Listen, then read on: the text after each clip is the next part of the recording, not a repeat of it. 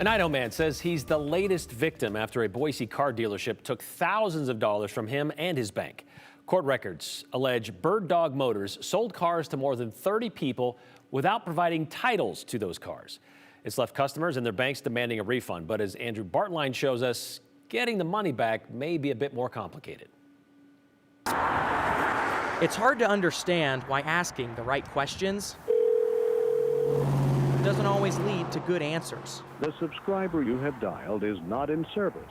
Yeah, it's a mess. This is Hunter Allen. Everybody's pointing fingers, no solutions. He wants solutions regarding this car specifically, a 2016 Infiniti Q50. Nice car, all-wheel drive. It was going to be perfect for the winter time. Perfect enough for Hunter to purchase in June of 2022. He took out a $20,000 loan from Idaho Central Credit Union. He took it home that day, but it didn't last long. I mean, I've been without a vehicle for 6 months and paying for one. ByrdDawg Motors sold him the car, but Hunter says they never gave him or ICCU the title. Normally, ByrdDawg should have signed the title over to ICCU during or shortly after the sale. My bank came looking about a month later for, where's the title at? That's because another bank owns the title, Farm Bureau Financial Services. They hold an outstanding lien on the car and repossessed it in September, leaving Hunter with a legal obligation to pay off a car loan for a car he doesn't have. I spend all this money on the interest and the $20,000 and I don't get a title. ICCU doesn't have a title for me. I don't get a car. Court documents show ByrdDawg's insurance company is suing the dealership. The lawsuit names 34 people who may be in the same position as Hunter, and the insurance company doesn't want to pay any of them. The insurance bond is worth $20,000. Hunter's share of the payout would only be a few $100. It's not worth the legal fees to try to fight it because there's such a small amount. Shane Bangachea is Hunter's attorney. And one reason I took the case is I realized it wasn't a mess that he had gotten himself into. It was somebody else's mess that he ended up getting into. Bangachea tried to work with Hunter's bank, ICCU, and the title owner, Farm Bureau. He says the easiest solution is if one of the banks waives their lien and voluntarily forfeits the car. But that's been a tough sell. Farm Bureau has the title. They're like, well, too bad, so sad for you. I mean, we've got the title to the car. A 2004 Kootenai County District Court case shows a similar situation. It ruled the original lien holder must forfeit the title, but district courts hold no legal precedent in any other district. So there's no way to know for sure if Hunter's case would be successful. So the only way he can resolve this is through litigation, and the thing is, by the time he goes through litigation, he's spend more than the car. Because it's already switched hands, it's been repossessed. I don't want anything to do with the car. Yeah, the loan needs to go.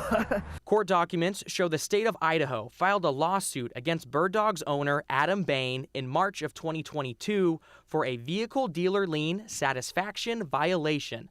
Bain failed to appear at his most recent court date in September. 2 days later, public records show the judge ordered a warrant for his arrest. Right here on the corner of Curtis and Overland is where ByrdDawg Motors was originally located. It's a new business now. It's called On the Spot Auto Detail. This new business has no relation to Adam Bain, but the new owner tells us people are coming in here. They're upset and they're looking for Adam Bain. But Bangachea tells us finding Adam Bain doesn't solve Hunter's problem either. He's not going to be able to pay it back unless he wins the lottery or something. I don't know how he's going to pay it back, and that's why I tell people, if you're going for somebody, you need to think about if they take out bankruptcy, if they don't have any assets, because you may get a judgment that's worth nothing. I will say that there are multiple complaints filed against this dealer. The Idaho Transportation Department stripped ByrdDawg Motors of their dealership license in July. About vehicles that, they couldn't get the titles for. ITD says to protect yourself, people should check the status of the car title they're interested in buying. You can run the VIN on ITD's website to see if there's an outstanding lien. In the case of this Infiniti, ITD's website clearly shows the car is owned by a bank, despite the sale application from ByrdDawg saying otherwise. That's gotten the attention of the Better Business Bureau. We have a notice up there that, hey, be aware if you are trying to do business here. Dale Dixon is the BBB's Chief Innovation Officer. Please do your research. Know the business. Start at bbb.org and look at the business profile. See what this business is doing with other customers. You can read customer reviews. We do an in-depth vetting of every business on that website to make sure that it's appropriately licensed, that it's giving customers a good experience. Bangachea says that was ICCU's responsibility. I didn't know all the things about buying a loan, and my loan officer was new. Who goes in to buy a car and thinks that when they go to purchase the car, when they get a loan, that their lender isn't protecting them somehow? It's advice at the very least. Correct. But absolutely. For Hunter, Yeah, been fighting it ever since. it's too little, too late. The wireless customer you are calling is not available. Hunter says his bank is charging more on his payments because he does not hold insurance on the car that he doesn't own.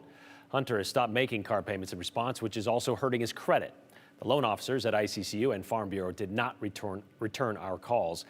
Idaho Attorney General Raul Labrador tells KTVB in a statement, "My office has opened an investigation into ByrdDawg Motors. While we do not comment on ongoing cases, protecting consumers is one of our top priorities. I will not tolerate deceptive business practices. Businesses operating in this state need to act with integrity, and if found to be conducting business in bad faith, the perpetrator will face the full force of the law."